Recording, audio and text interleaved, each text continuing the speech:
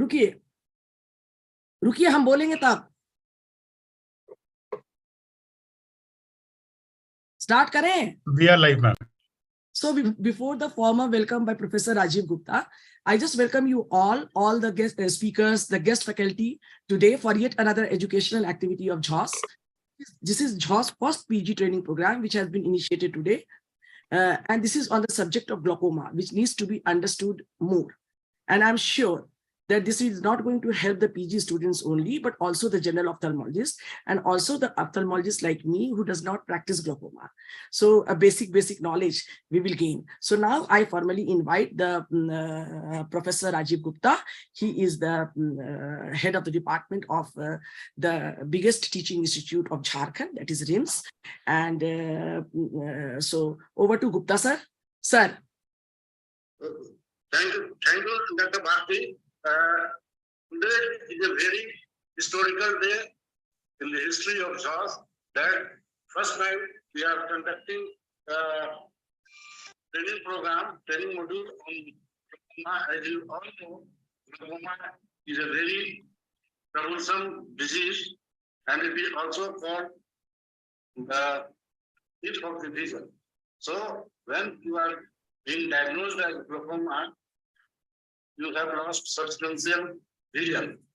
So this is a very important webinar. You must thoroughly enjoy this webinar, and I welcome all, first of all, the Dr. Bharti, Chairman Scientific Committee, to initiate this program, and the guest faculty and all the postgraduate students, ophthalmologists of the Jharkhand, to attend this seminar, webinar, and get benefited. Thank you all. Thank you, sir. We heard you very nicely, and I hope the PGs have also logged in. And sir has already sent a message to all the PGs to attend it. And we have the PGs from CCL. We have the PGs from Bokaro General Hospital. Dr. Sophia is leading. The head faculty, Bokaro General Hospital, the CCL head faculty is Dr. Utpala Chakravarti, and Kashyap Memorial Eye Hospital, the head faculty is Dr. BP Kashyap. He will be joining soon. He is far too eager to listen to Dr. Sunita Dubey.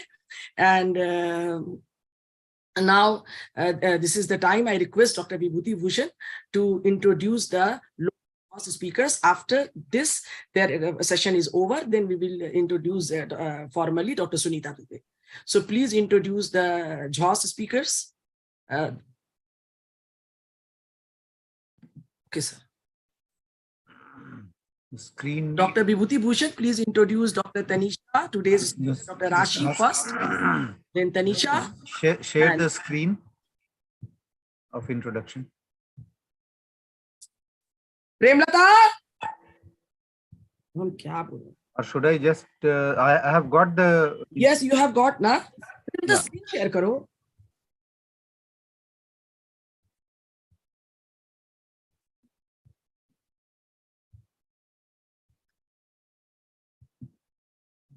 We have three very dynamic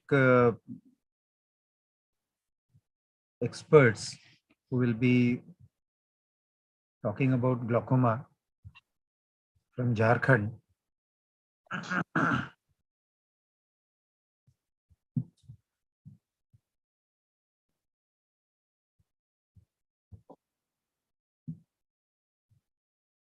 Are you sharing the screen, Bharti?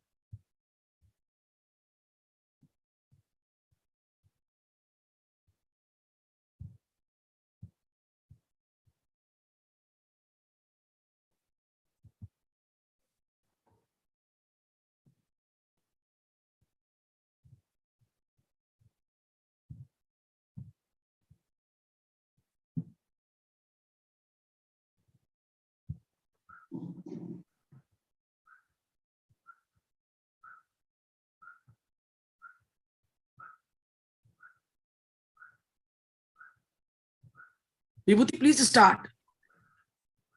Should I read it? Please read. Okay.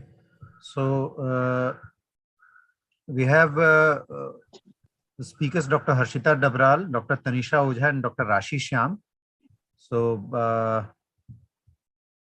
the first talk is by Dr. Rashi.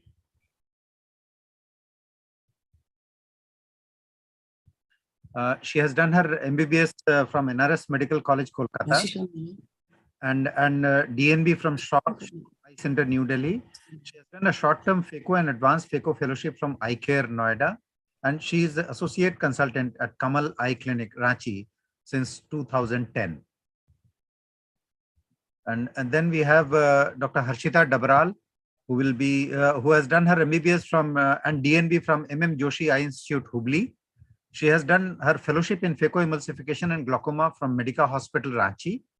She has done her senior residentship 2 years at Government Doon Medical College, Dehradun, and she is presently working as associate consultant, Bhagwan Mahavir Medica Super Speciality Hospital. We also have Dr. Tanisha Ojha, who has done her MS Ophthalmology and long-term fellow. She has done her long-term fellowship in Venu Eye Institute Research Center, New Delhi.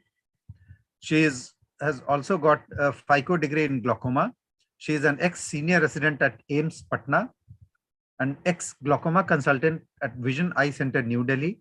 She is a consultant faculty for DNB at Gandhinagar Hospital, and she is posted there as senior specialist, Gandhinagar Hospital, CCL.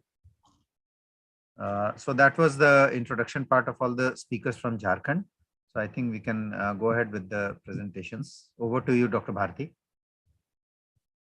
Bharti, you are muted.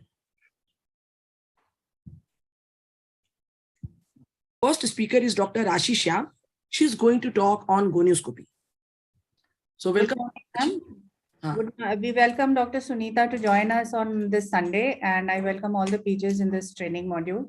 So since we have less time, I will directly proceed to presentation.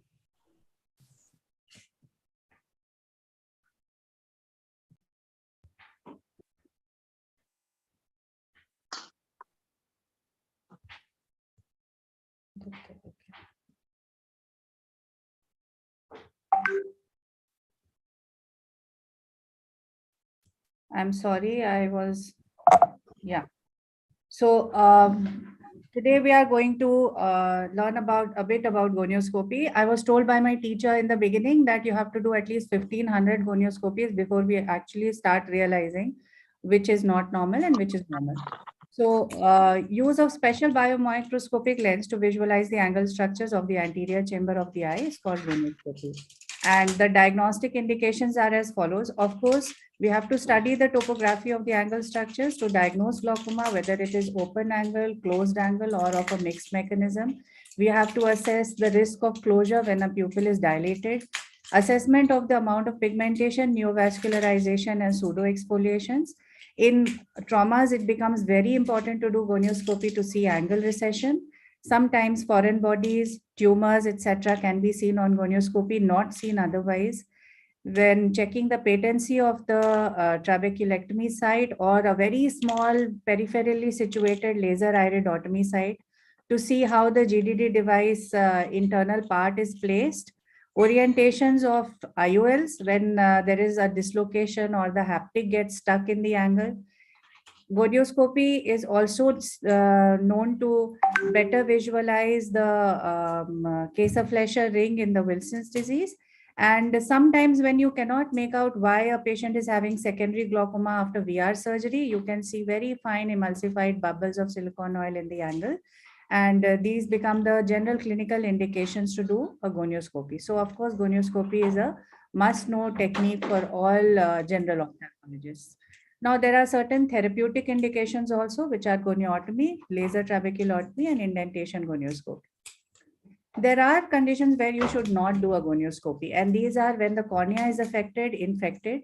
So if there is an abrasion, if there is an open globe injury, if there is a blunt injury with increased pressure on the globe, sometimes they have a worse effect on the ocular tissue.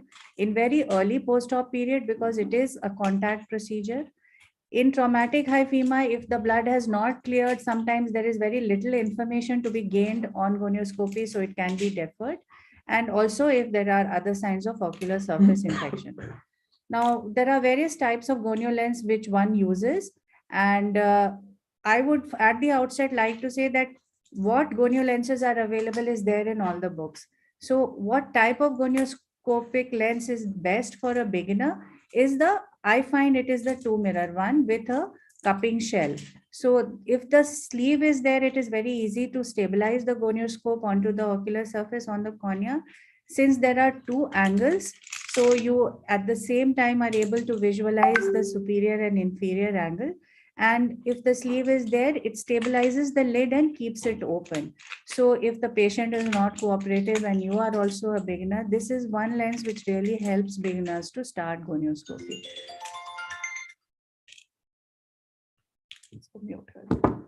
Now,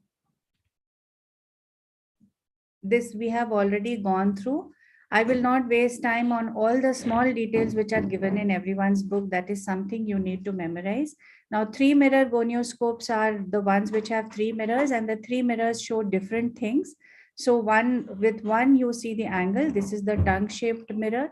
One you see the pars plana. This is rectangular in shape, and the other you see the equator. And this mirror is trapezoid in shape. This mirror, however, is quite bulky.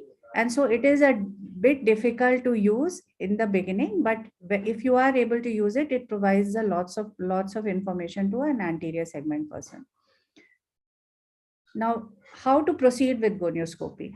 Of course, you should not do any gonioscopy before doing what you have to do for corneal clarity. Suppose you have to refract the patient. It is better to refract the patient. It is better to do slit lamp exam, because once you do gonioscopy, even how carefully you are doing, you will be seeing small maybe SPKs or little disturbance on the cornea, which will affect the patient's vision also, and which will affect the clarity of slit lamp visualization also. So these things should be done before you proceed to a gonioscopy. Tonometry should also be done before this, and central corneal thickness measurement should also be done before this, because once the coupling fluid or methyl cellulose or something is used, these parameters change. Now, any mydriatic procedure should be deferred after the gonioscopy is done, because once the pupil is dilated, information gained from gonioscopy becomes a little less. So you have to counsel the patient that it is a contact procedure, that there will be no pain. You have to put local anesthetic, and gonioscopy is always done in mesopic light conditions.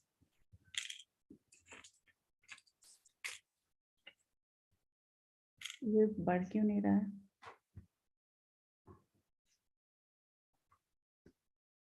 है? Just a minute.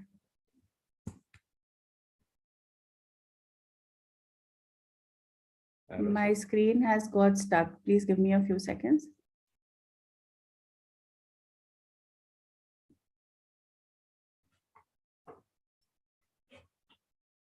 I stopped it, ma'am. You can reshare. Again? Yeah, you can reshare, ma'am. Okay.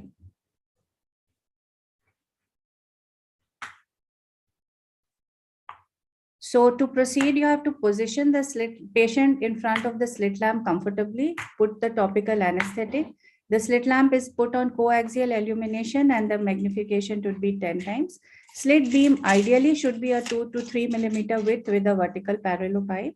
And when you see, we have to remember that on gonioscopy, it is the opposite angle you are seeing. So when you are seeing a superior image, it is actually the inferior angle that is being visualized first. Now, this is a small video to demonstrate.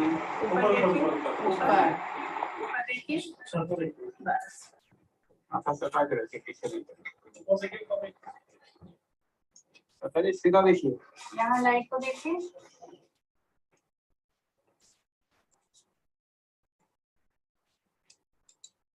Now, for the purpose of better video recording, I'm doing in a well-lighted room, but actually it should be done under mesopic conditions.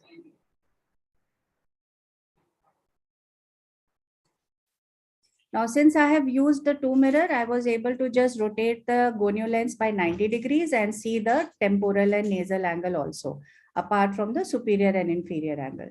Now, normal anatomy of the angle structures is seen as follows. So closest to the iris, we see the ciliary body band in angle recession.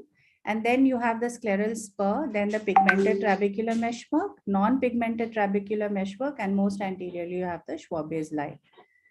Now, we all know open angle versus closed angle. In open angle, all the structures are seen well, and as the angle starts getting narrowed, then certain structures start getting obliterated.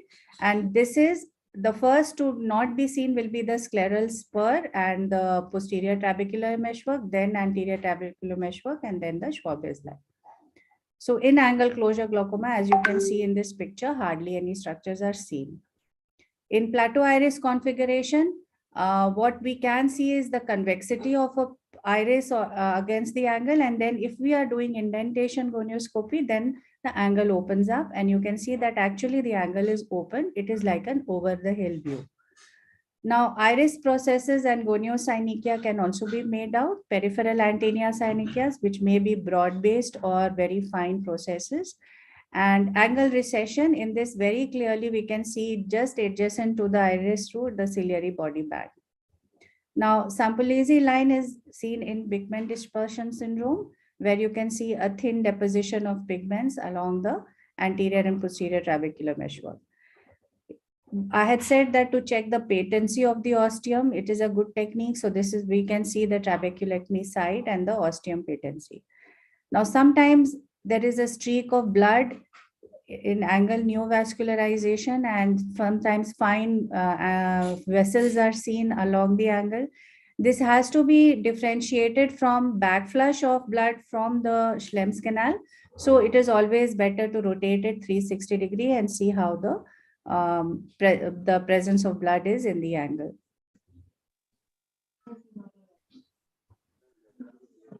This is getting stuck again.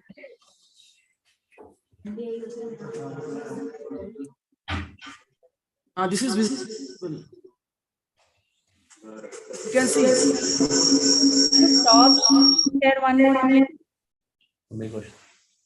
Stop.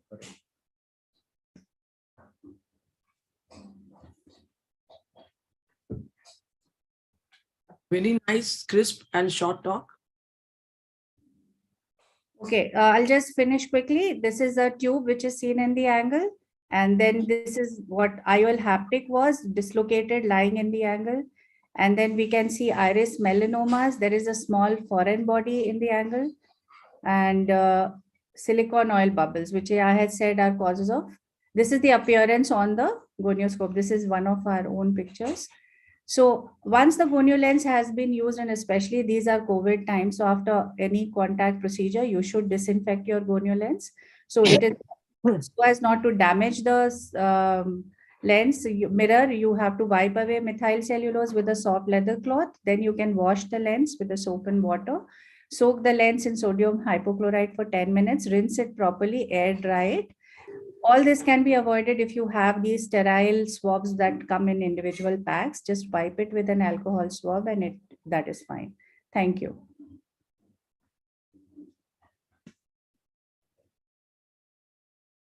Very nice, crisp talk on gonioscopy.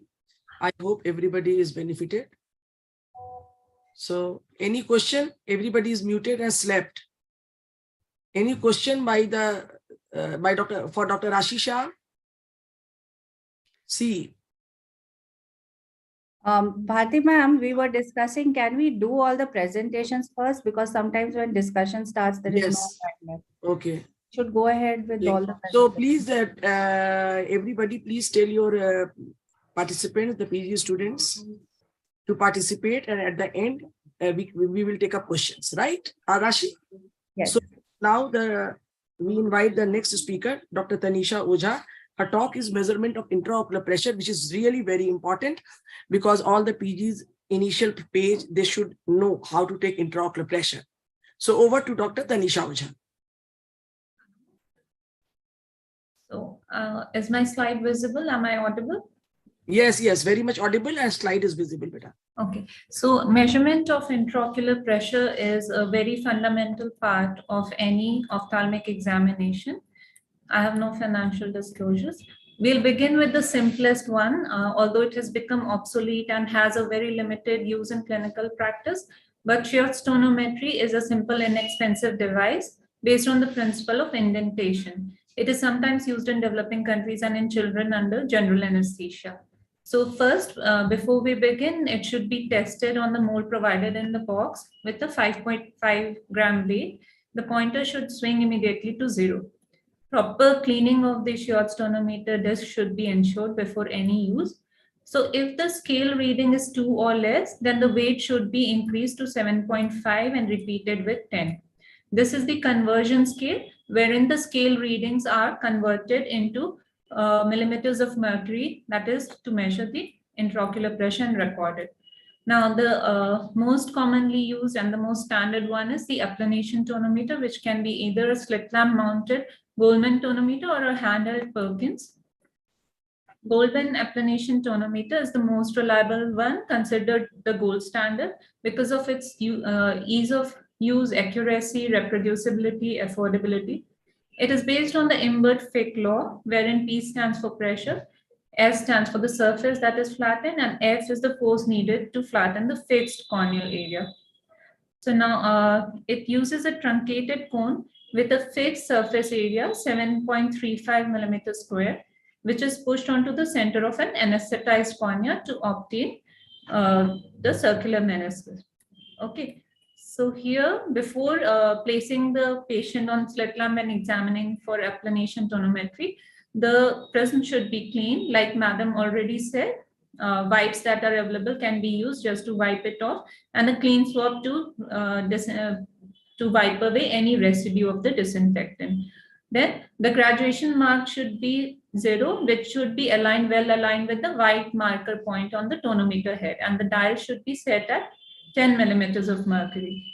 Ensure that the patient is seated comfortably and the magnification is not too high. Best is at 10x. So the method I'll demonstrate with the use of a video. Before we start the applanation, a local anesthetic drop and fluorescein should be put in the eye. Now here's a video. I hope you can see the video. The slit lamp mounted applanation tonometer has a prism head, a feeler arm, and then there's a housing that supports, along with a dial that reads the IOP. This is the housing in a slit lamp. The biprism and the housing piece is attached through a feeler rod. Now the two beam splitting prisms, I'll show you. This is the disc where the readings are taken. So the two beam splitting prisms optically convert the circular area of corneal contact into semicircular mires. So important component is tear film and how much we have stained the meniscus with fluorescein, not too overstained and not less stained. So that is also important to obtain good semicircles. Now, the end point is when the inner edges of the mires touch, just touching. So they should not be exceedingly overlapping, should not be far away. So this is not the end point. The marks are read from the dial. This is where the marks are read, and they are placed at 2 millimeters increment of mercury. And whatever reading we obtain on the disc should be multiplied by 10 to obtain the IOP reading. So if here we are getting 1.5, we'll multiply with 10 to get a 15 IOP reading. All right. Coming to the next one. But there are certain inherent drawbacks to the Goldman applanation tonometer, especially if the biomechanical properties of the cornea affect the readings, like the central corneal thickness. So whenever the corneal thickness is too low or too high, on an average, it should be near 545 microns. It also gets affected by the corneal curvature, the axial length, corneal hysteresis, which I'll talk about later. It is also a subjective, so depends on who is doing the applanation tonometer. Tear film, as I said, too little or too much fluorescein can be detrimental in the measurement of IOP. An irregular or scarred cornea causes hindrance. And the patient should be able to sit on the slit lamp in an upright position and be very cooperative in order to obtain a good reading at applanation tonometer. It should also be periodically calibrated. So these are the mires that I talked about. This slide shows how it should be before you take an endpoint reading. The inner edges should be touching. Excessive overlap should be avoided. And no overlap indicates that it is less than the intraocular pressure that actually is. So keeping in mind the do's and don'ts, it should never be used in any active corneal disease or any disease which you think is contagious. Fluorescein staining should be kept in mind. If at all we have a corneal astigmatism of greater than 3 diopters, then the red marking that you see here should be aligned with the minus axis. Generally what we do, 0 is aligned with this, but in astigmatism, the minus axis should be aligned with the red. Is my pointer visible? Okay. So, एक बार फिर से इसको समझाना. all right.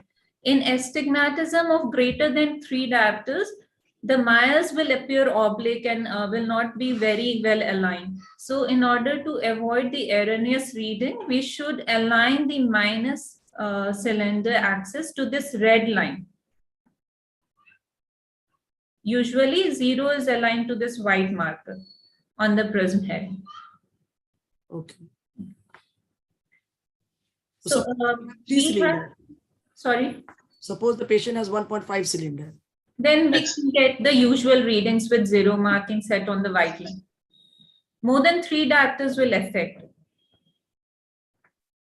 So as I talked about that the corneal thickness can significantly affect the IOP measurement. In the past, several correction formulae have been used, but it is misleading and should be avoided. Keeping in mind that thin cornea can be an independent risk factor for developing glaucoma, we should lay emphasis on thinness of the cornea, but it should not be converted using conversion formula. Like in past, we used to convert and get a corrected IOP for thin corneas. That should be avoided.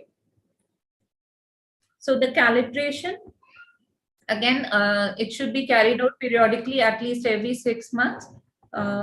This video will demonstrate. This is a calibration rod that is available with the applanation transmitter. It is fixed in the housing. It has 3 markings, one at 0, then other at 20, and the third one at 60. So at every setting, the feeler arm should move only to a very little extent, that is not more than 1 millimeters of mercury forward and backward as we turn the dial. So this calibration should be done. If at all it is failing to calibrate, then the person concerned should be contacted for further calibration. So I've laid emphasis on applanation because it is the most standard technique. Now, other applanation instruments that are available are the Perkins tonometer, which is a handheld one, and newer versions which are digital display of the IOP are TonoPen and TonoPen Avia. So the advantages of TonoPen is that it is better in edematous cornea or in eyes with scarring and irregular corneas. But it is important to note that different tonometer readings cannot be used interchangeably, although TonoPen can be an ideal screening tool because of its portability and ease of use. Coming to non-contact tonometry, which is most versatile and most commonly used in clinical settings, especially for screening. It uses a pulse of air to flatten the cornea without the need for touching the eye. So it does not require anesthesia or fluorescein drops. In the pulse air tonometer, light beam is used in combination with a sensor that stops the production of air and measures the force used at the moment of corneal flattening. The Goldman applanation tonometer measures are not equivalent to the NCT measurements. That should be kept in mind, especially when treating glaucoma patients, ocular hypertension, and glaucoma suspects. In that, we should not use it interchangeably. For a screening tool, it is the best device because of its ease of use and no contact is required with the eye. Even very untrained non-medical staff can also take the readings. But the disadvantages are it tends to overestimate the IOP, which is there in cases of all non-contact air-puff tonometers. They tend to overestimate IOP, especially if the IOP is more than 20 millimeters of mercury. Coming to ocular response analyzer, this again is a non-contact air-puff tonometer. And what it does is it takes 2 readings. Once the cornea moves inward and once it moves outwards. So the 2 inward and outward application events which are delayed by the properties of the cornea, corneal damping, allow for the calculation of two different IOP values based on the applanation principle. The instrument provides an average of these two pressures, and it also measures other parameters like the corneal hysteresis and the IOP compensated for cornea. So the corneal hysteresis per se reflects the ability of the corneal surface to absorb and dissipate the energy. Okay, during the process of applanation, it is a biomechanical property which affects readings in a lot of ways. The pros and cons of this ocular response analysis, Good morning. again, it overestimates the IOP, and the corneal hysteresis value which it provides helps in detecting patients with pathology of cornea such as keratoconus or even after refractive surgery. Coming to pneumotonometry, it is very less commonly used. It has not found any clinical usefulness, but it has a possibility of measuring ocular blood flow.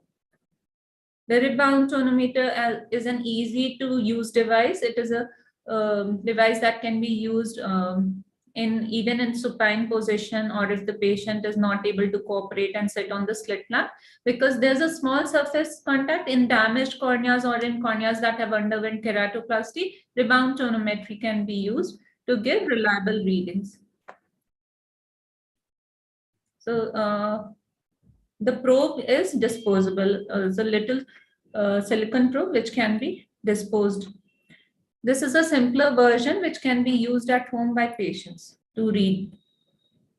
Considering that rebound tonometer may be less traumatic on cornea compared to other, it can offer a better alternative in post-operative patients also.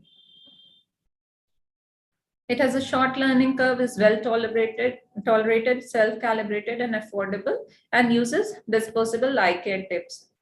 Now coming to DCT, dynamic contour tonometry, it uses the principle of Pascal and contour matching. So it does not cause any corneal deformation while measuring the IOP. So there's no bias because of the corneal factors, no confounding factors of the cornea disturb the readings. It also measures the ocular pulse amplitude, which provides indirect information regarding the perfusion of choroid. Choroidal perfusion is being laid on a lot of emphasis these days in the development, onset, and progression of glaucoma. So this parameter, which is provided by the DCT, is very important, ocular pulse amplitude. The DCT is less influenced by corneal properties and is thus helpful in taking IOP readings in post-refractive surgeries, and has shown a high precision when compared to Goldmann applanation tonometer. But again, this needs slit lamp setting, anesthesia, and corneal contact. The other new developing ones are applanation, bioresonator ART, which is less commonly used clinically. And also in cases where we are suspecting IOP spikes and we need to have a 24-hour reading, like then we can put in a contact lens sensor, Sensimed triggerfish, which is basically used for research and studies. It has not been used clinically. So I hope I've covered the clinically used ones. It is important to note that in managing and treating glaucoma, it is preferable and more reliable to measure IOP every time the patient comes with the same type of equipment for each individual patient. But you should remember that new is not always better, and the Goldmann tonometer is time tested and remains the standard. Thank you. Thank you, ma'am. Thank you, Dr. Tanisha. Very nice and elaborate presentation. I learned a lot of things, Tanisha. Thank you so much. Thank you, sir. Welcome, Dr. Kashyap. So he is the head faculty of Eye Hospital. So, and we are using Pascal tonometer since 2006. But usually we do, 1 minute. So any comment you will give, Dr. Kashyap, about Pascal? When the DCT came, the dynamic contour tonometry came, I was one of those first one to purchase it. Practically speaking, I don't find any advantage over the the Goldman tonometry. Practically speaking, theoretically there might be a lot of difference, and but then it is very easy to do it. Even a novice person can do the DCT, and it takes the reading automatically. You don't have to take the reading. It's there. It is digitally is informed that this is the pressure. Dr. Sunita, Yeah, you can give your comments on DCT. DCT I have not used, but I have used, we are using eye care tonometer extensively, and I found it very, very useful because it is very atraumatic, very less learning curve, and it can be used in operation theater also. So we have eye care 200, which can be used for children in supine position. So I found it very, very useful. And there is some difference in the 2 to 3 millimeter difference from applanation tonometer. So you can adjust that, but more or less it is quite accurate. It is on higher side or on lower side? It is on the higher side. So how do you have any slide, like when you will be presenting your paper, can you show this? What is eye care tonometer? I have heard it first time. Eye care, I think she had also shown the pictures. Tanisha had shown the pictures. So eye care is the rebound tonometer that Yeah. is there, that is the eye care one. Batao, back karo jara Tanisha, dikhao, eye care. So eye care tonometer is invented by whom? 1 second. I'll get back to that slide. This is the rebound one. It has a small probe here, which is Okay. a disposable probe and can be used if the patient is not cooperative enough to sit on the slit lamp. This can be used for screening. And even as ma'am said, in pediatric patients to record IOP in under anesthesia, that can be used. Tanisha, do you have any experience about once, the My Healthscape people came out with some tonometer from that, it kind of a pin covered with a cushion is to comment? Yes, sir. The tono pen, this tono pen, that also I've shown here. The B labeled picture, that's the tono pen. It is covered with a latex sleeve. So in every patient you change the sleeve, it does not cause any cross infection. No. It was, just like a pin, cushion pin, cushion no, pin. that is eye care tonometer. Pen is used in eye care, and this is again a disposable. So although it is, so it comes out to be very expensive if you change the tip or that pin in every patient.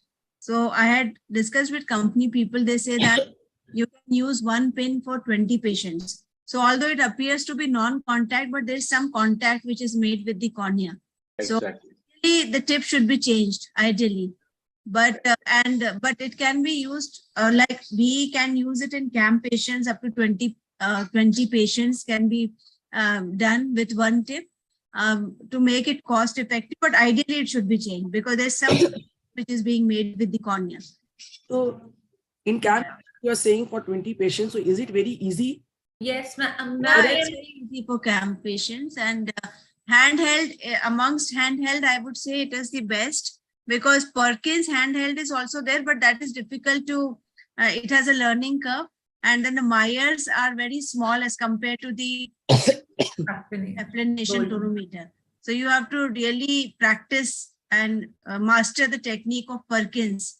So we are doing both Perkins and eye care in children under anesthesia, and even in camp we are doing this eye care. So eye care is manufactured by My Healthscape? Company, I think, I think she can tell. Company, I'm also not sure about, ma'am, but this is the Yeah, rebound. but it can be found out. Used as eye care. Biomedics, I think, used to, and they were the dealers, Biomedics. Yes, ma'am. Biomedics is the dealer. We've been using care for about 6 years now. And I don't have the 2000. I have the version before that. The disadvantage with that is that the stylus will fall off if the eye care is tilted. So actually, anesthesia patients under anesthesia, if it is congenital glaucoma and I have to check, either I use a Perkin or I turn the patient on the side so that the eye is vertical and then take it from the side. So there is a separate one for pediatric. but Yeah. that it costs almost 5 lakh rupees. Yeah. 4.7. Oh my God. It is expensive. So the pediatric one has what advantage? It doesn't fall off when you're doing on the supine position. You can just, tilt the Oh, that's what Rashi is the saying. pin. Yeah, pin Okay. doesn't fall off. So that's a Okay. different. Yeah. So whether you turn the patient or you invest more for the pediatric one. Yeah. Or you Okay. just buy this one, which is more expensive. No, in like even in OPD, we have been using on neonates with congenital glaucoma. The Yeah. mother just turns the child on the side and we sit on the floor, and at eye level, we just take the pressure, and Yes. it's very quick, very easy, and Okay. relatively accurate. Means with this one, the normal, Okay. the common Yes. demand tonometer, you just. I think that is all 1.5. That is around 2 lakh rupees. Yeah. The normal Okay. one. It was about 1.5. Yeah, 1.5. One very quick question, Dr. Sunita. Yeah. What is your opinion about the Shios tonometry? In what cases you can do it or you should do it? Or No. See, I think we somehow discarded it now. There are so many new tonometers which have come up, but I would say it can still be used actually. If you're, I think nobody uses it in the. But in super CAM specialty. patients, I think in CAMs you can still use it. Make it, disinfect it properly and use baits to take care of the scleral rigidity, because it may not be very good if the scleral rigidity is low. So if you do it with 2-3 weights and then, use that nomogram to correct it for scleral rigidity, but somehow we are not. in some cases, in cases where there is a corneal opacity or no kind of mass can be visible, and then it's very difficult. So in such cases when, everything fails, even the NCT will not take care. Yes. So Yeah. sometimes that helps. Yeah. Yes. Ma'am, any comments on the accuracy on the comparison of Perkins and eye care? Accuracy. So most accurate and gold standard is applanation tonometry only. That it is mounted applanation or Perkins. But then there are different studies which compare all these tonometers with the gold standard. So Perkins, as I said, I 2 to 3 millimeter more when the pressures are high. And same with tonopen also. It measures low when the pressures are low and measures high if the pressures are high. Margin of 2 to 3 millimeters when you are comparing these tonometers. And Shios also, I think if you do it, it can be very accurate in normal corneas and when these in emetropic patients, but in high myopic patients, you have to do it with different weights and use the nomogram. So I think 2 to 4 millimeter these tonometers, but you can use, I will say that, if you have the facility, I think best one is the applanation tonometry. Perkins. Depending on these circumstances, you can use other tonometers as well. Okay, ma'am. Thank you. Which tonometer? In case of corneal opacity, patient's cornea is not clear, opaque.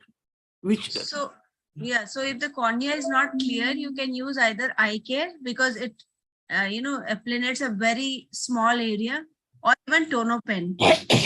We are using these two, or if there is astigmatism and corneal opacity, you can even do applanation, and then as she explained that you have to adjust for the astigmatism, you do it in a different way, or 2 readings can be taken, one vertical and one horizontal, and then you can take an average. So I think what we are doing is we are using eye care, and we also had tonopen earlier. So we will use tonometers more in case of corneal opacities. Bharti ma'am, there's another advantage of the eye care, that is the patient doesn't have to look straight, and the lid opening is also not if the person is not opening the eye properly, or if there is the person is not looking straight, then even then it takes a reading. Somewhere the cornea has to be touched and it takes. Yeah.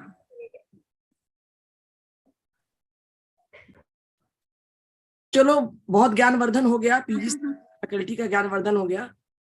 So let's proceed to the next speaker. So over to Dr. Harshita Dabral. The talk is optic nerve head assessment. Optic Thank you, ma'am. assessment. Thank you, Bharti, ma'am.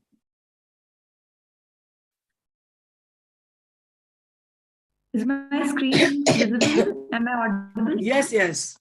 Very much audible and screen. Okay, thank you, ma'am. So I'm going to speak on optic nerve head assessment, which is an essential part to differentiate between the glaucomatous and non-glaucomatous optic neuropathy, and also for the assessment of glaucoma progression. Careful evaluation nerve head and peripapillary tissue can detect early glaucomatous changes before the detectable visual field loss occurs. So it includes the disc. You can see in the diagram there how we differentiate between the disc cup, disc size. There is the neuroretinal rim, scleral ring, and what is the CD ratio. So coming to the first is the optic disc size. To find out the optic disc size, we have to observe the scleral ring. Look at the thin. For the scleral ring, you have to look at the thin white band encircling the optic disc, which is most visible on the temporal side. The optic disc examination can be quite challenging sometimes, and it requires a particular technique. Several techniques are there to clinically assess the optic disc size, like indirect ophthalmoscopy, direct ophthalmoscopy, or slit lamp biomicroscopy with contact lenses, and even with the handheld lenses like 78D, 90D. So the best method, which is supposed to be there with a good balance of stereopsis and magnification, is the slit lamp biomicroscopy with the handheld lens. 78D is supposed to be the best. So how do we go ahead? We reduce the size of the slit beam to coincide with the size of the optic disc margin, and then we read on the graticule of the slit lamp to find out the value. This value, depending on the type of lens we are using, it is multiplied with the correction factor, and we get the actual measurement of the optic disc. So like this, we can compare the disc sizes of the two eyes as well. This is also important so that we can get to know whether the disc size differentiation is actual difference in the size, or it can be because of the refractive status or axial length. In these two pictures, in the top picture, the actual CD difference is because of the difference in the size of the disc, and in the lower picture you can see it is because of the size of the disc as well as the glaucomatous change in the you can see in the narrow NNR. So you can differentiate the two pictures. Why optic disc size assessment is important? Because many pathologies of optic nerve have been found to be associated with disc sizes like optic disc drusen, pseudopapilledema. They have been shown to be associated with small disc sizes, whereas large disc sizes have been shown to be associated with normal tension glaucoma, or they can be morning glory syndrome and pits of the optic disc. So next we come to an important factor in the assessment of optic nerve head, that is the neuroretinal rim. So neuroretinal rim, we all of us know that neuroretinal rim is an important parameter to determine the glaucomatous changes of the disc. Optic disc is vertically oval and the cup is horizontally oval. This gives a characteristic configuration to the NNR, where the inferior rim is the thickest, followed by the superior rim, then the nasal rim and the temporal rim. And this is called the ISNT rule, which is to be followed in a normal eye. So how do you identify the margins of the neuroretinal rim? So the kinking of the blood vessel, you have to look at the kinking of blood vessel inside the optic nerve head to find out the margin of the rim. And then any loss of the neuroretinal rim tissue can be diffuse or focal, has to be noted down, which can be seen as a notch, or it can be a generalized thinning, or can be a notch. You can see a notch here, the kinking of the blood vessel, or it can be a actual cupping of the disc also. Any pallor, if we come to the color of the NNR, any pallor of the NNR, neuroretinal rim, which is out of proportion to the cupping, should indicate some ischemic change or ischemic disease like optic ischemic neuropathy. And any swelling should signify there is some infectious or inflammatory pathology and can be a intracranial pressure rise because of some brain tumor as well. Coming to the third point are the optic disc hemorrhages. Optic disc hemorrhages and retinal hemorrhages should be looked for because they are an important indicator of structural and functional glaucoma progression. How do they look? Splinter or flame-shaped hemorrhages usually oriented radially on the disc margin, and they are usually within 1 disc diameter of the optic disc.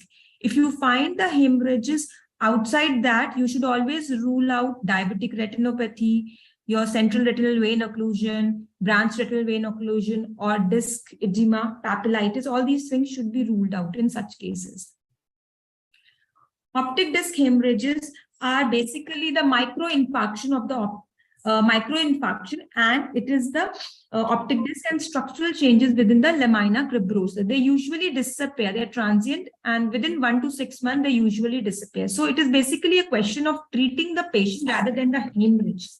And we should always look at it that there has been found there is correlation of the optic disc hemorrhages with the visual field losses, RNFL defects. In various studies, it has been seen.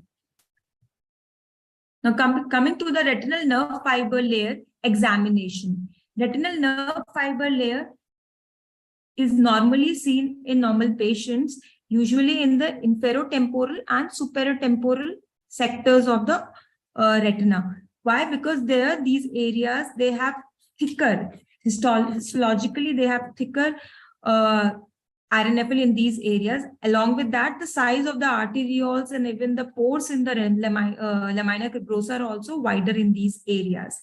A well-dilated pupil with red-free filter, as you can see here, this is required to better assess the retinal nerve fiber layer, which is seen as bright striations against the retinal reflex.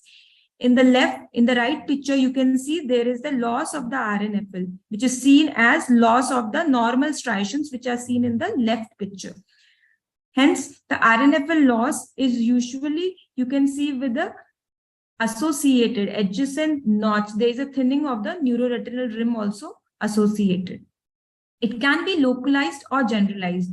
Generalized RNFL loss is usually not easily appreciated, although a localized defect is usually indicative of typical optic nerve pathology. Here also you can see the yellow arrow marking the RNFL defect and the corresponding defects in the perimetry. Here the superior, along the superior and inferior arcades. Again, in the left picture, you can see the RNFL defects marked by the white arrows and the associated uniform thinning of the neuroretinal rim. In the inferior part also, this is the right eye. In the inferior part also, here you can see a RNFL defect. In the right picture, you can see RNFL defect and there is the notching. You can see in the neuroretinal rim. In this red-free picture, corresponding to the RNFL defect along the superior and inferior arcades, you will find a arcuate scotoma in the perimetry. Hence, the RNFL defect examination can detect early glaucomatous damage even before the visual field losses. Last is the presence of parapapillary chorioretinal atrophy.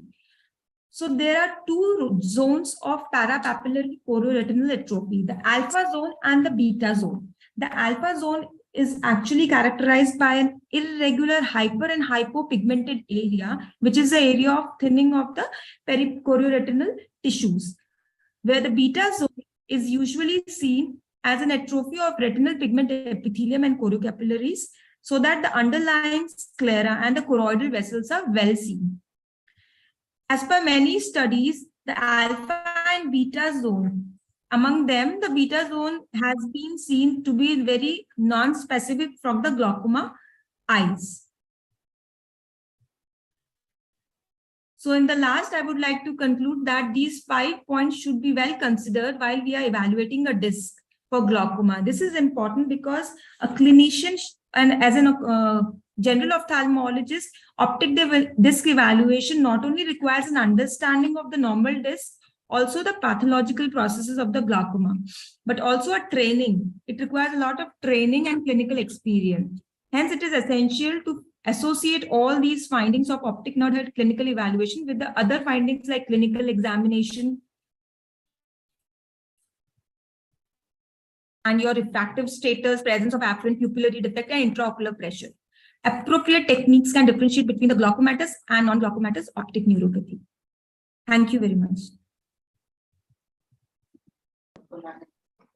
So very nice, very nicely presented the optic disc evaluation. There are lots and lots of optometrists and DNB students listening at our hospital. So right now I am here only, and now we are going. Harshita, may I have a question? Yes, sir, please. You have talked very practical things, and everybody should follow this. Sometimes there are problems to differentiate between the myopic peripapillary atrophy and this glaucomatous sector optic atrophy, the peripapillary area. Yeah. So how do you give us some practical tips how to differentiate between them? Sir, in high myopic cases, sir, the temporal crescent of the myopic disc should be differentiated from that parapapillary atrophy, which is usually very, it is seen very differently. Like you see it beyond it. It is difficult, but it needs clinical experience and practice, sir. Like over time, when we gradually see the temporal crescent, in fact, in the tilted disc also, sometimes there is an inferior crescent. So in myopic disc, that is always like a tough thing. But I think over experience, when we regularly see that, then we can differentiate it. Thank you. Thank you. Sunita ma'am, can you also please comment? Any? I think it's a very important question because we do see a lot of myopes, and myopes are typically large. That is called megalopapilla with the crescents. So one peculiar thing about myopic disc is the cupping is very shallow because the eyeball is stretched at the posterior pole. So there's the distance between the posterior pole and the lamina cribrosa is very less. So the cupping is very, very less. So the cupping is very shallow, and the margins cup may not be very well defined because you won't be able to identify them because of the shallow cupping. And the disc would be tilted. So you will see a lot of pallor on the temporal side. So you have to correlate these findings to the degree of myopia. And I would say just have a look at the optic disc, measure the pressure, and do the visual fields. So visual fields are very diagnostic because in myopia, the visual fields defects will be more around the blind spot because of those parapapillary descent, and not on the nasal side, which is very glaucoma. So I think you have to correlate with your clinical findings. You can't just diagnose on the basis of optic disc. OCT is contraindicated in very high myopes because the results are very fallacious. And so you have to correlate all findings. And I would say every glaucomatous myopic patient should be considered glaucomatous unless proven otherwise. So because these eyes are very, very high risk eyes for development of glaucoma. So I think, and over a period of time, if the myopia is stable and if the visual fields are progressing or the cupping is progressing, then I think it is glaucoma. But if the changes are stable on the visual fields, then I think probably the changes are mostly because of myopia. So I think since glaucoma is a progressive disease, so you have to keep following up the patient on visual fields and see if there's any progression. So it is not just one-time diagnosis in myopia. You have to keep following up the patients. Yeah, ma'am, because of that kinking of the vessel also, like sometimes when we, rather than seeing the color of the NNR, the kinking of the vessel will also help us. Pale because of posterior, because of the tilt. It is stretched and tilted. So color will be pale. Pale. Trim will be pale. As far as the disc tilt is concerned, you don't find in all the cases of high myopia. There are many cases you get the tilt, but then not in all very high myopia cases get the tilt. And tilt and then the disc hypoplasia, this has to be differentiated. So if there is crescent and posterior stapyloma, then there will be tilt because it will be stretching the temporal end of the disc posteriorly. So there will be tilt in those cases. Yeah, and in such cases there will be automatic lot of astigmatism as well. Yeah, you're right. So it is difficult. I think it's not very easy, but these discs always look suspicious. Ma'am, as you said, I think for my patients, I have been depending a lot on visual fields only because there are 2 patients of mine who have had RK done. So that makes life more difficult because intraocular pressure as well as corneal thickness is totally unreliable. OCT can't be done. Disc cannot be assessed accurately. So then fields, we always rely on the field, and if it is stable, we don't. I think that is very important. Field evaluation. So, so now I request Dr. Vibhuti Bhushan to introduce our guest speaker. We are sharing the intro slide. Over to Dr. Vibhuti Bhushan. Yeah, thank you, Dr. Bharti. It's our privilege to have Dr. Sunita Dubey with us once again. We had her on 24th of December at Ranchi, but it's really a pleasure to hear her again. Presently, the medical superintendent and head of the glaucoma services, Dr. Shroff's Charity Eye Hospital. And a brief introduction about Dr. Sunita Dubey. She has done her fellowship in glaucoma at Wills Eye Hospital, Philadelphia in 2002. She has an extensive experience in training fellows and residents in glaucoma for the past 2 decades. More than 100 publications. She has more than 100 publications and book chapters in various prestigious journals. She is a member of Glaucoma Task Force, Ministry of Health and Family Welfare, India. She has been nominated as honorary professor by Indian Medical Association in August 2017. She is the treasurer of Glaucoma Society of India year 2012-2014. She has received Women Achiever Award in Healthcare from Business Rankers magazine. She was a member of AIOS NABH National Committee for setting ophthalmic quality standards. And she is instrumental in setting quality assurance system at various ophthalmic institutes in India. She has received several prestigious awards in AIOC, including E.T. Selvam Award and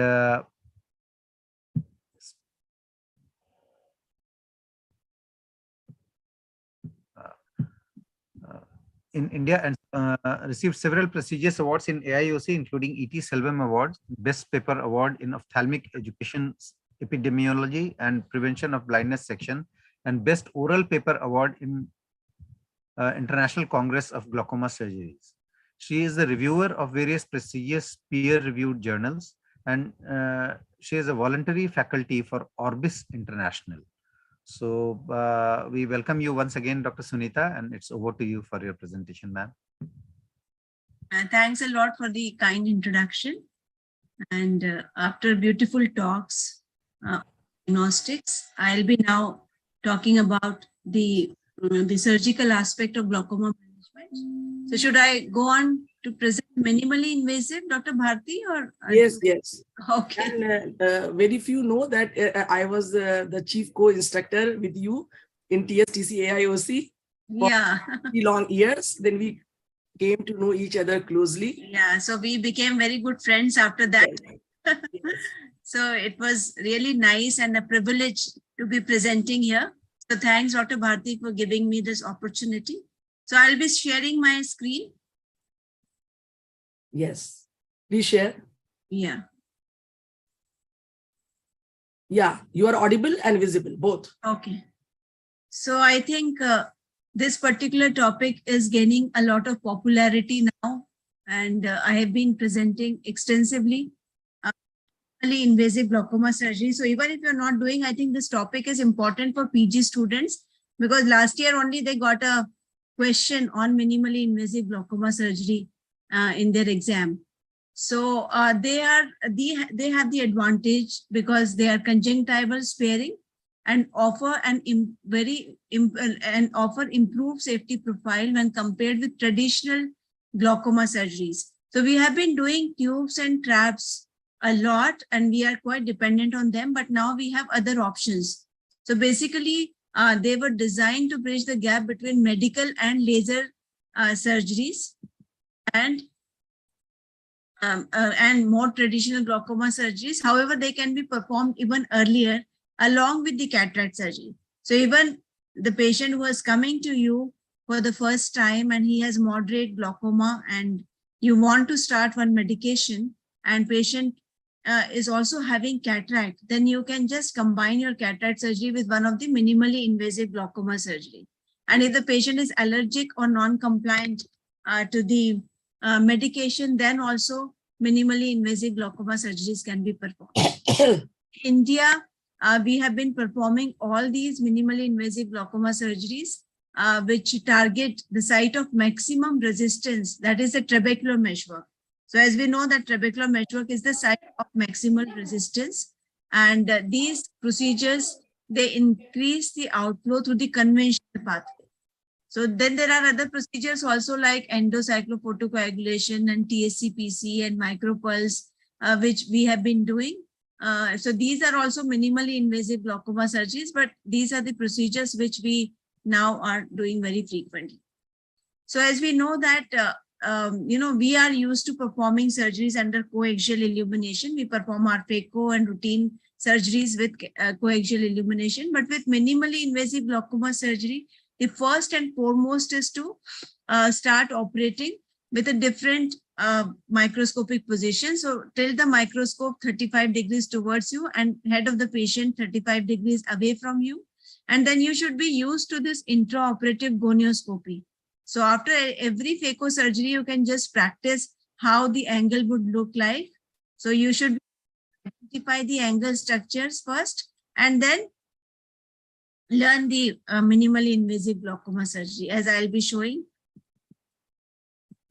in subsequent videos. So it is very important that you start having an en-pass view of the angle. So by en-pass, I mean that you should be looking directly at the trabecular meshwork. So it should be perpendicular to your eyes rather than you looking down at the trabecular meshwork. Because some of the minimally invasive devices like eye stent, you have to insert the trabecular meshwork. So you should be very clearly seeing the trabecular meshwork. So now, how do you learn these techniques? So some of you must be familiar of goniotomy techniques, which we used to perform, which we are performing for congenital glaucoma. And they are incisional techniques. And they are very effective in congenital glaucomas because the tissues of a child or a newborn are quite flexible. So the incisional procedures, which often leave residual leaflet and scarring, are effective in children, but they are not effective in adults because they are unable to lift the trabecular meshwork. Now we have these excisional goniectomy procedures. They are called excisional goniotomy or goniectomy. So we have these two devices, trabectome and KDB, and even bang, which we can just lift the trabecular meshwork and excise the TM completely. So when you excise the TM, trabecular meshwork, it minimizes the chances of scarring and reocclusion of the collector channels. As you can see, the edges of these collector channels and these leaflets are quite far apart. So therefore, they are effective in adults. So now first, I have a very extensive experience of trabectome. So it comes as a standalone device. So this is the machine, and it utilizes a plasma ablation system, and it ablates the trabecular meshwork and inner wall of Schlemm's canal. So it comes with a handpiece with an insulated foot plate. And the advantage of this technique is that it incorporates irrigation and aspiration. so which keeps the AC formed all the time. And therefore you are able to very clearly see the trabecular meshwork, and it maintains the AC stability, and it also clears off any blood which that blood reflex can happen when you are cutting the trabecular meshwork. So now coming to the procedure, as you can see, this is a patient with cataract and moderate glaucoma. So I decided to do phacotrabectome. So you first have to visualize the angle. So by tilting the head of the patient opposite side and microscope towards you, and then introduce the probe across the pupil and just engage the trabecular meshwork and just start ablating on one side. You can see this trabecular strip, and then on the other side. So as you keep rotating the Swan-Jacob lens onto the cornea, you can even, excise or ablate 140 to 160 degrees of trabecular meshwork, and then you perform your phaco procedure as you do routinely. So this is this patient particularly is the child who had primary congenital glaucoma, and I was doing trabectome surgery for the child. And you can see this Barker's membrane which is coming off the end as you ablate the trabecular meshwork, and you can see this white line suggestive of the outer wall of Schlemm's canal. So once you have completed on one side, you just go on to the other side. So you are treating almost 140 to 160 degrees of the angle this way. And you can see this membrane which is now has retracted.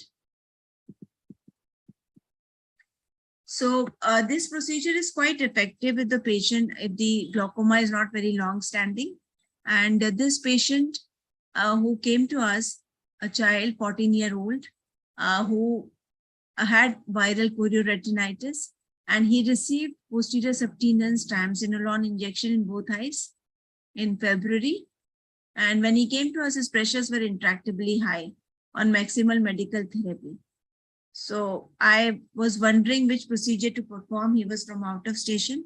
So I thought of performing trabectome in both the eyes together in one sitting. And the patient responded very well. And recently also he visited in November. The pressures are very well controlled now, just on one drop Timolet. And post-operatively on gonioscopy, you can see this cleft, which is suggestive of patency of the trabecular meshwork pathway. So trabectome, similarly, excisional goniectomy can be performed with KDB blade, which is now getting popular in India. And this is called KDB glide. So what it does is that it also, as you can see in this video, it pierces the TM. And it has ramp which lifts and stretches the trabecular meshwork and feeds it into the dual blades. So these two are the dual blade. So just with the help of this dual blade, a strip of TM is excised like this. So by excising the strip of trabecular meshwork, you are establishing a connection between the anterior chamber and the collector channels. So as you can see in this video, this is the blade. And the procedure is same as I had shown for the trabectome. You just engage the trabecular meshwork. Here it is not ablating, it is excising, as I had shown in the video. And once you start treating it, it will just, it will excise the trabecular meshwork. As you can see, this strip, which you can remove. And this particular patient, again, this is the trabecular meshwork strip, which I'll show how to remove it with the microforceps. And once you have performed the procedure, you perform the phaco procedure. So the incision which we use is temporal only, so you don't have to make any additional or any extra incision there. So this is a child, again, with Sturge-Weber syndrome. So you are scared to do trabeculectomy in a patient with Sturge-Weber syndrome who also has choroidal hemangioma, because it can lead to suprachoroidal hemorrhage. So I performed KDB trabecular excision in this particular patient. And once you have completed, I'll just show you that you insert, how you insert. So this is the cleft you can see here. The angle was very much pigmented because the diagnosis was Sturge-Weber syndrome, so very pigmented angle. And with the help of this micro forceps, which we use for retina, we just strip off the trabecular meshwork. Again, this procedure can be performed even in patients who have undergone previous incisional surgeries. So this was a female patient who underwent VR surgery, and she developed intractable glaucoma because of the silicone oil. So it is silicone oil induced glaucoma, and she had very advanced glaucoma and she was on multiple medications. So I did AGV in her. So this is the tube which was nicely put in the anterior chamber. But after a few months, the pressure started rising and she also developed this cataract. The tube was there, you can see here, and this is the cataract. So then, since she was on multiple medications, Combigan and Datoprost, so I thought I'll just do tubercular excision also with KDB blade. And I did that, and the patient is now stable on a few medication. So by doing this procedure in very advanced glaucoma, the patient cannot be off medication completely, but the patient, even if the patient can get rid of 1 or 2 medications or systemic medications like Diamox and Glycerol, the patient feels quite good. So I think if you can reduce the medication by 1 or 2, when you're performing cataract surgery, I think I find it very easy to perform these mixed procedure. This again, a steroid-induced glaucoma patient. He underwent multiple surgeries, Pacotrap, implants, and even micropulse. And you can see the conjunctiva was all scarred. And he was on Diamox and Glycerol and just 22-year-old. So I did this KDB excision because one of the nasal angle was open. And right now the patient, although on maximal medical therapy, but not on Diamox and Glycerol. So he is doing reasonably well. So in such cases also you can do these procedures. Although we are not sure about the long-term prognosis, but still you can buy some time and the patients are comfortable. This patient I recently did, he is a traumatic patient and he had traumatic subluxated cataract. He was a young child, again, I think 14-year-old. So first I did the goniectomy. He was on multiple medication. So I treated the angle with KDB blade. So on either side. And then when I aspirated the cortex, I found there was a rent here. You can see in the center, there was a rent. So I did vitrectomy.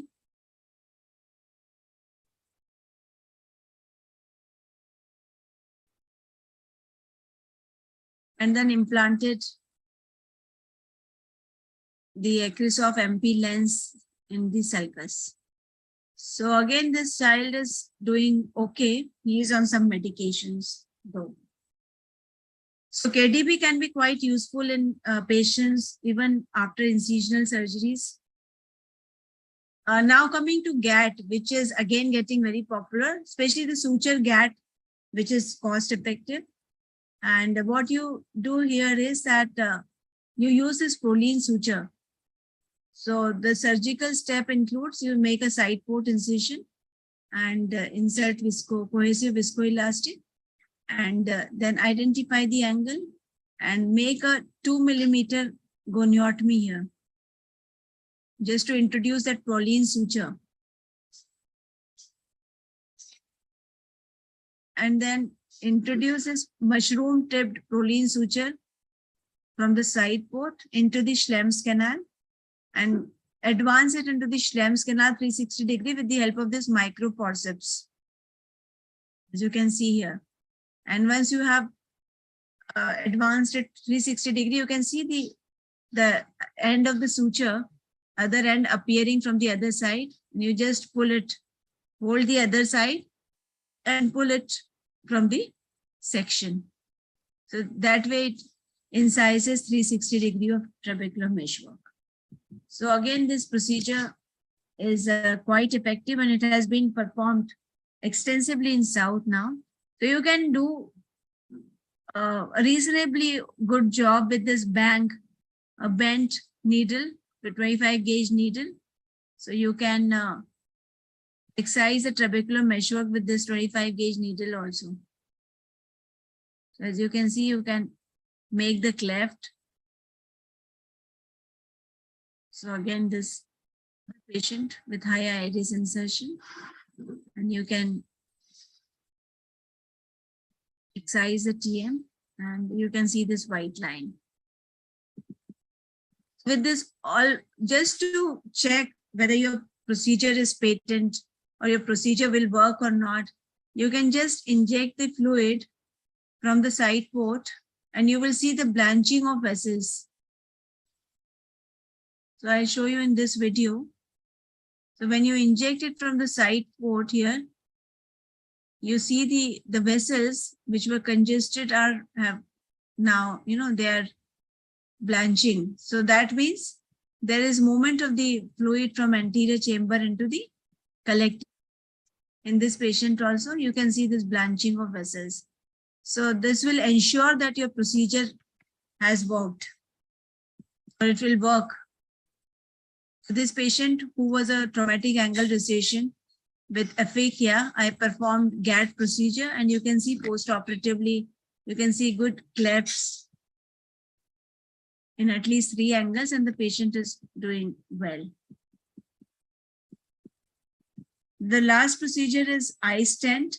So again, it is now widely used in India and this is made up of heparin coated titanium rope. It is made up of titanium and this is the first generation eye stent and this is the eye stent inject which we are using more commonly now, and it comes as preloaded injector. So in this injector there are 2 stents because one stent is not that effective in controlling intraocular pressure.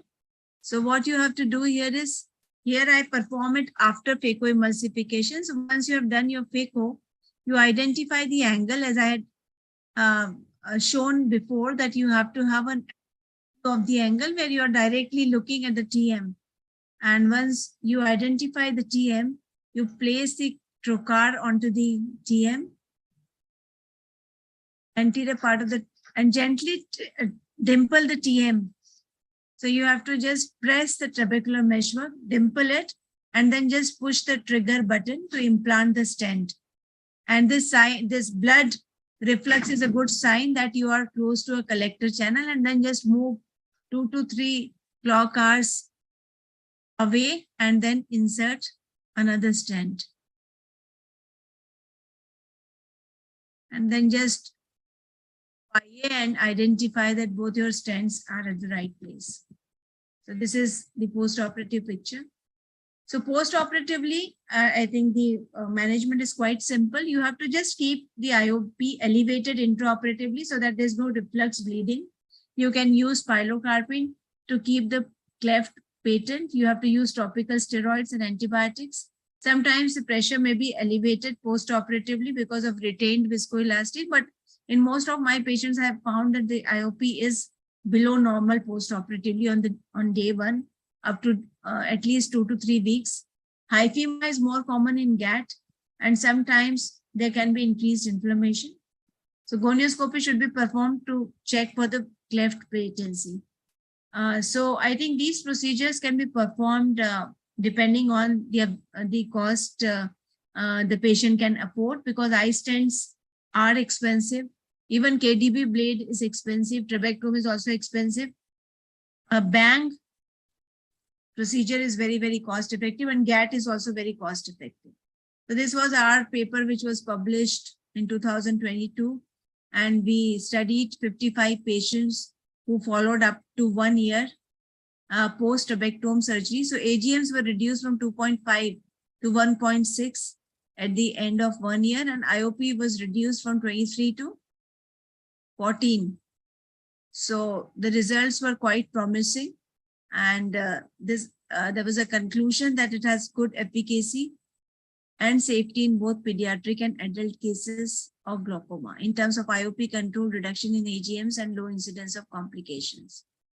So to summarize, we have now wide range of surgical options. We have a lot of new techniques which we can use judiciously. We can select our patients judiciously, and we can treat them in a very patient-friendly way and with a low risk. And we can individualize the treatment according to the patient's need. Thank you very much for your kind attention. Thank you so much for the elaborate presentation. And I think I will invite Dr. Kashyap for the discussion because he was far too interested in your talk. Sunita, you are just super. You made the thing so super. We will miss you. Thanks a lot. Thank you. Very Thank you. Very nice. Very nice.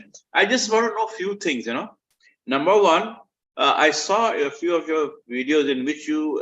First, I want to tell you, Sunita, he's a very nice, very expert trabeculectomy surgeon. Yes, I know that. Yes, I know हमारे hospital में trap Dr. Kashyap does. I know. So I just want to see, I just saw that you in two of your videos when the surgery had to be combined with the cataract and glaucoma, you did the trab part of it first, glaucoma. You tackled the glaucoma and then did the cataract. Okay. But you can do it other way also, because in literature, some surgeons do it after the cataract surgery. But what I feel is that when you do it on a virgin eye, like, eye which is untouched as yet, the cornea is very clear and eye is firm. So you don't have, when you perform cataract surgery, suppose if your incision is slightly bigger, the visco may leak, and then, there can be bleeding, reflux bleeding from the collector channel. So the visibility may not be so good. But you can, other people are doing that way also. So there's no hard and fast rule that it has to be done before. What I thought was, if you do a cataract surgery first, then you can see the angle very nicely and more clearly. Yeah. But in open angle glaucoma, you can see, otherwise in dilated pupil also very nicely. And my second question is, what are the chances of recurrence of glaucoma after doing all these, the latest MIGS surgeries? Yeah, that is what I'm saying. We do not have actually long-term results of these procedures.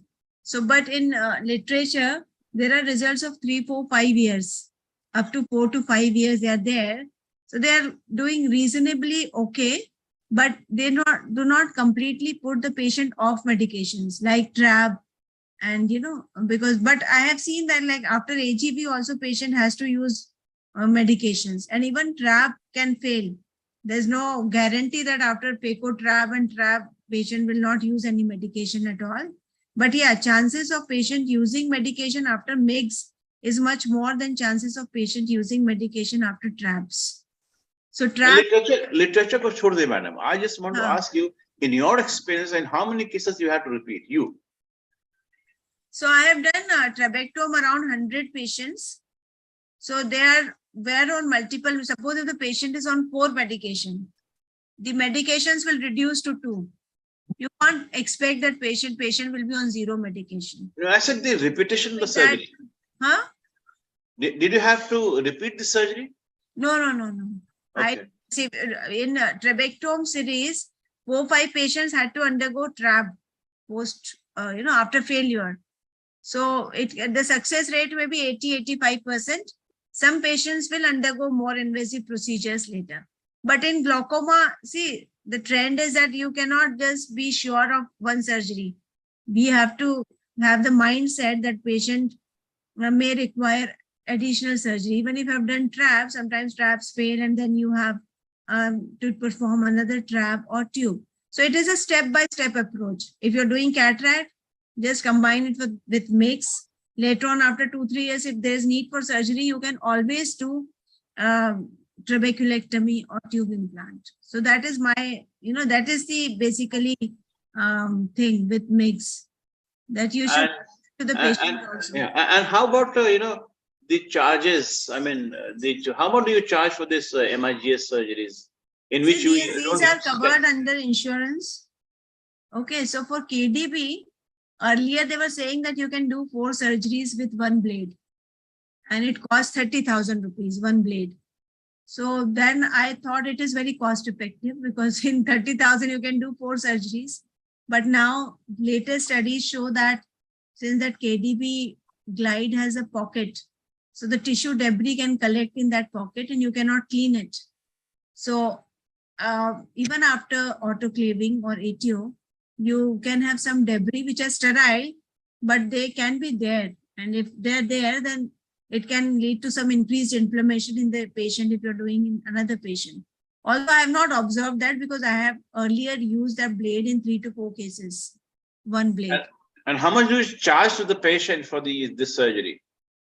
I mean, for us to guide us. Yeah, for KDB, I charge 40,000 rupees. 30,000 is the cost, and then 10,000 extra. And for eye stent inject is 1,06,000 rupees. So then you have to charge accordingly. And do you have any experience in when there is iris atrophy or eye syndrome? So how, does it work properly? No, I don't do it in eye syndrome and all. Okay. Because you have to, the synechia will form again. Okay. You see, there's a progressive condition. I think these procedures are effective in eye syndrome. They're mostly effective in POAG and even in PACG. Because most of the PACG who do not have PAS, but when you remove the cataract, you can see the angle very clearly, or after PI, you can see the angle. So in such patients, you can do PACG, POAG. In secondary glaucomas, which is not very long standing, like steroid-induced pigmentary, pseudo-exfoliation, it is very effective. And do you get the Swan Jacob lenses made in India? Yeah, Vogue, Ocular. Yeah, Madhu people don't make it? Madhu Instruments people? I don't know. But they must be making it, I think. But with KDB, they are providing disposable lenses, Katina lenses. Okay. It give you, I think that costs only 4,000-5,000 rupees, and that you can use for 10 patients. You said Katina people? Katina lens, which comes with the KDB blade. Okay. Ma'am, Sunita, you must be an asset to your institution. Hats off to you. Hats off to you. Thank you. Ma'am, can you share your experience? Like most of the cases we saw were with cataract. Like, have you taken them up as primary procedures for patients who are on maximum? Yeah. Do you pilocartonize the eye like in TRAB or no? Yeah, post-operatively, just to keep the cleft patent. Yeah. I do use pilocarpine once or twice a day. Okay. And the third question was, is there an increased risk of cataract and things like that, like in TRAB, because there is AC disturbance to some amount? Like, do you counsel? See, most of the patients, they are they are approved, like eye stent and all, they are approved with cataract surgery only. So most of the times I do not do, unless I have to do cataract, I do not do them unless, either patient or patient requires cataract surgery, because, but you can do it without cataract also. All right. Thank you, ma'am. Ma'am, I have one question. Ma'am, you showed a video of Sturge-Weber syndrome. So in raised episcleral venous pressure, what difficulties do you face intraoperatively, like compared to other cases? Is the process? There is more chance of bleeding, but in this particular patient, it was not. So any measures that we can take preoperatively, or? No, I think should avoid sudden hypotony. Even if you're performing TRAB with Sturge-Weber syndrome, you have to prevent sudden hypotony or sudden reduction of IOP, which can lead to bleeding. And one more thing, ma'am, can you please comment on the efficacy of bent abinternonidal goniectomy in angle closure patients? What's your take on that? Yes, ma'am. Yeah, so the first prerequisite, there are some papers which suggest that you first do goniotomy. What happens, there is one paper which I was going through is that there was PAS in one of the patients where they did. I didn't do so much in PAS patients who have permanent PAS. So what they do is they first do the goniosynovial, that they separate the iris from the trabecular meshwork. Okay, you can do with the needle. And then once you have separated the iris from trabecular meshwork, then you can just excise the strip of trabecular meshwork. So you can do it that way also. But most of the patients, I think for the learners or who are just starting the procedure, I'll advise that you first use the open angle glaucoma patients. On kar lene aur ek screenshot le lena. Thank you, ma'am. So I think you should first start doing it in open angle glaucomas where you see the trabecular meshwork properly. And once you master the technique in open angle glaucoma patients, then go on to do it in angle closure. Thank you. There's one question, Dr. Sunita. Yeah. First of all, I will request everybody to switch on the video because we will take a picture. Please switch on the video. Please अपने अपने पीजीज़ को बोलिए. हमारे पीजीज़ तो किया हुआ है, हमारा पीजी लोग का तो किया हुआ है, उसको बोलो. Switch on the video. Bharti Kashyap वाला में कर दो. Switch on the video. Switch on the video. सब कोई करो, मेरा कश्यप वाला वीडियो करवाओ ऑन लोग से. सबका ग्रुप पिक्चर होगा. There will be a group picture. तो हमारे हॉस्पिटल से तो बहुत सारे लोग हैं. PGs should ask questions, I think so. हाँ, PG should ask question also. मैं क्या करूँ? इतना बड़ा सुनीता दुबे को लाया. सुनीता दुबे प्रोलिफिक सर्जन है. और I have one question, Dr. Sunita, for her. PG लोग को करो. Ma'am, I wanted to know that if a patient has advanced glaucoma, चलो खींचो screenshot low. 9%. So what we would prefer, trabeculectomy with mitomycin or MIGS? Actually, which would be better for her? See, theoretically, trabeculectomy will be better. Okay. Because we are mostly afraid of effective in the mild to moderate. But if there sometimes what happens is that when we counsel our patients, some of them are not ready for a combined procedure. If the patient is also having cataract, but perform. If the patient is one-eyed, that is also important. One-eyed, because in track sometimes there is hypotony. The recovery time is too much. What in such patients also in advanced glaucoma also, I think the safety profile of mix is pretty good. So if you're doing, better, you can just combine it with mix. And later on explain to the patient that there can be need for some medication or later on trabeculectomy. But see, patients won't mind, like who are having glaucoma for so many years and who are used to put eye drops. If their medication reduces from 4 to 2, they will not mind putting medications. That is what I have observed. They are quite happy. Yeah, they are more satisfied. Yes. Yeah, they are more satisfied if you can reduce the number of medications.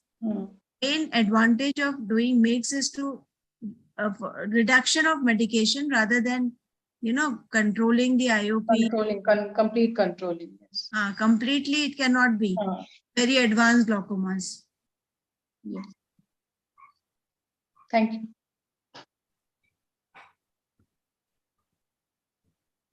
Very nice discussion.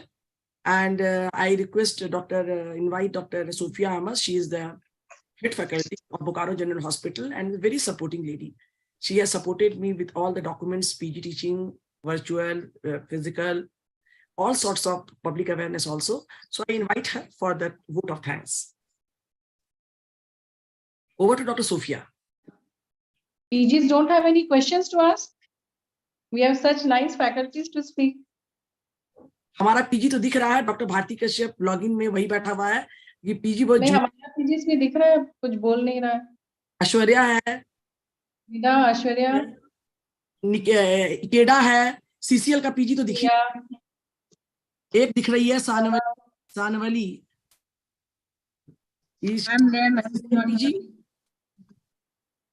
Bokaro PG है, Bokaro PG दिख रहा है। असल में doctor Sunita, the main problem is, you know, in our MBBS days, the toughest anatomy was the anatomy of anterior angle. You know, Schwalbe's line and trabecular anterior body and the sclerosis proper, which is the grade and all that. So it takes a lot of time itself. So, and doing the surgery in the angle itself, and that to a particular part of the angle. I mean, you have shown it so nicely. That is very and impressive. So, yeah, very, very impressive. Very impressive. Sunita, No, but I think it is never too late, Dr. Kashyap. I think you can practice intragonioscopy while after performing cataract.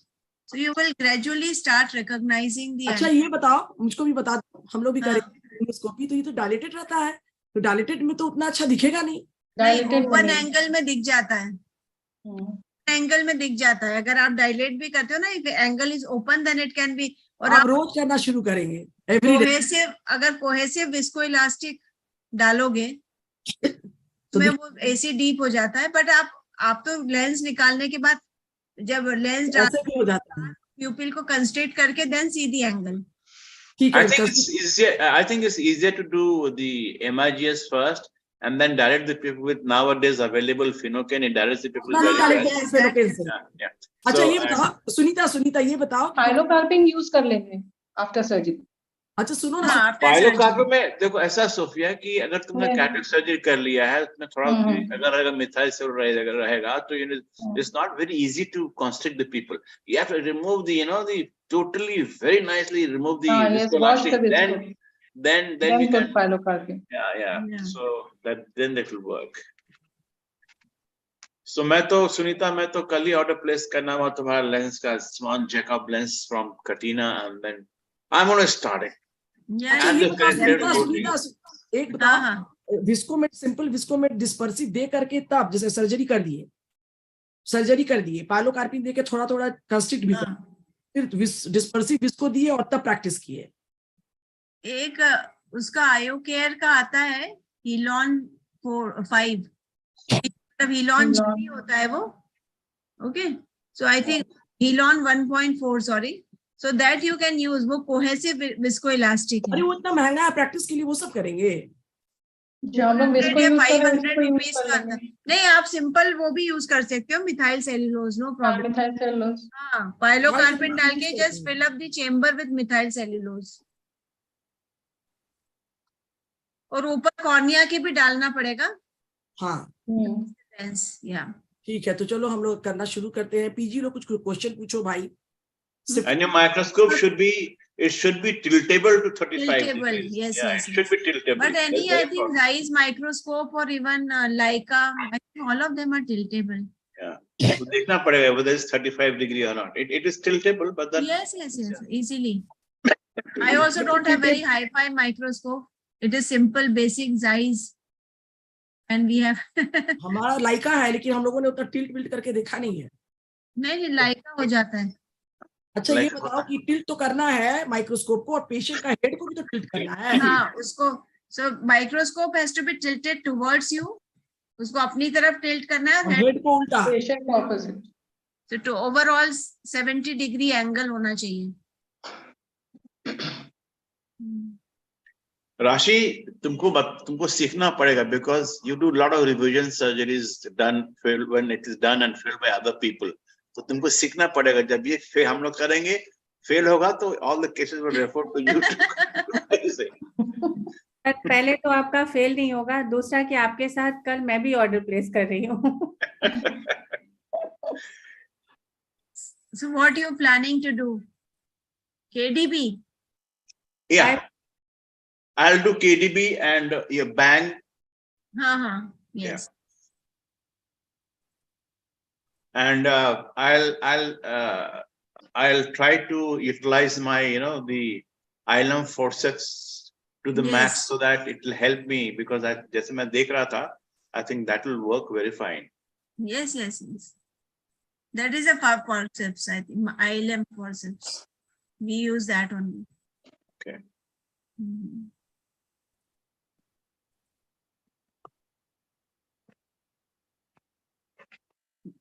But good to know that you people are planning to start. I think we should learn new techniques. Credit goes to you, madam. You have infused so much, all these things in us that I'm going to start tomorrow. The only thing is, ma'am, that in the hands of experts, everything looks easy. Yes. I think we should have more videos That is definitely. which are in hands But of you beginners. people, I think senior people must be expert in other surgeries. So I think you will gain expertise. With any new surgery, there is a learning curve. But over a period of time, I think you can learn. Thank you, ma'am. Thank you so much for devoting your time today to us. Thank you. It was a privilege. Very nice to interact with you all. Now, when the audience is also interested, sometimes it happens that you just present and people are not interested, then also it is not good. But I find you all, so much interested in these techniques and also, especially Dr. Kashyap, not Bharti, Dr. BP Kashyap. Madam, I'm going to start tomorrow. I'm going to ask you a lot of questions if there is any problem. I hope there is no problem. Yeah, no problem. So Please, I'll keep you in my loop and I'll keep Rashi in my loop. Learn from you and send the cases to her for revision. Rashi is an inspiration. Sir, we have been learning from ma'am since our DNB days. We used to go to Shroff Charity from Shroff. Correct. Attend the monthly meeting. So I have been. I just. And राशि का सबसे appreciation वाला point ये है कि राशि PG teaching institute में नहीं है. See, PG teaching institute में compulsion है. It's a compulsion for Dr. Utpala. It is a compulsion for Sophia. It is a compulsion for me as I'm a CSC Chairman Scientific Committee as well as Kashyap का भी है, वहां भी PG teaching है. लेकिन राशि इतना ऑनेस्टली करती है और वो पीजी टीचिंग को हेड नहीं करती. So the maximum appreciation goes to her. Very responsible person. Good, Rashi. Good. Truly appreciate you, bhai. Truly. She was partying hard.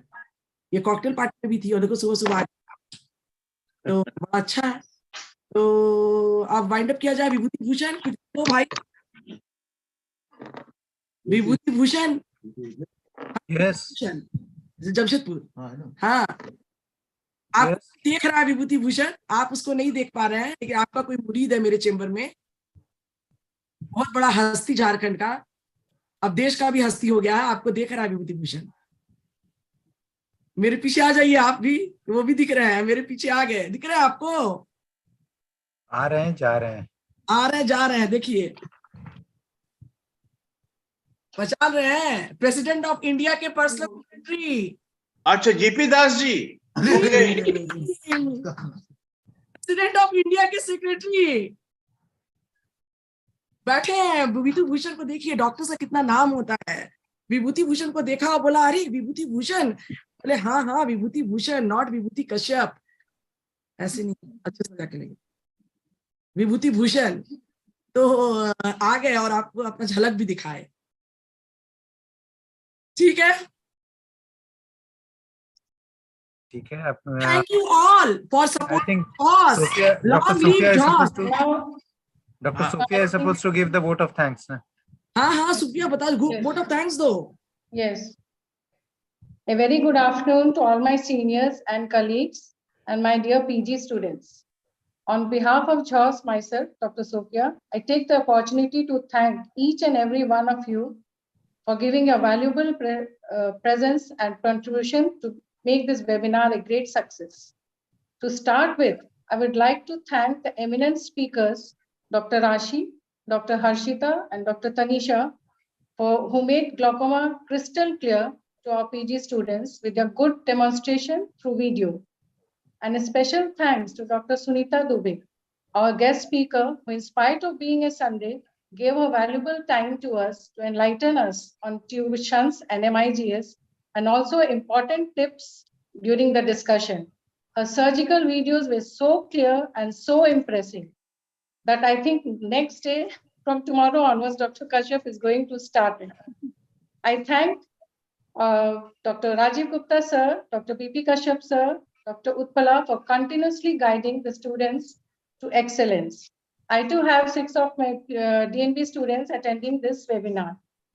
I thank and appreciate the efforts taken by JOS coordinators, Dr. Anand, Dr. S.K. Mitra, Dr. Bharti, Dr. Vibhuti. And we are really lucky to have Dr. Bharti as a dynamic personality who has shown n number of times a keen interest in dedication in planning and executing different activities for the benefit of our students. And she remains connected with them personally. And I also thank all the discussants. I can see Dr. Smita and Dr. Abhishek. Thank you all for your presence. And in the end, I should thank our upcoming ophthalmologist who sat glued to the screen as an obedient student. And in the end, I also thank the Entod Pharmaceutical for arranging this webinar. I thank each and every one of you. Thank you so much. In the last, I'll say only that Sunita, there are more than 160 people either they are attached here or they are attached to the YouTube, and such a good attendance. All due to you, and hats off to you, and hats off to all the faculties who had such a very nice talk. Thank you so much. Thank you. Thank you.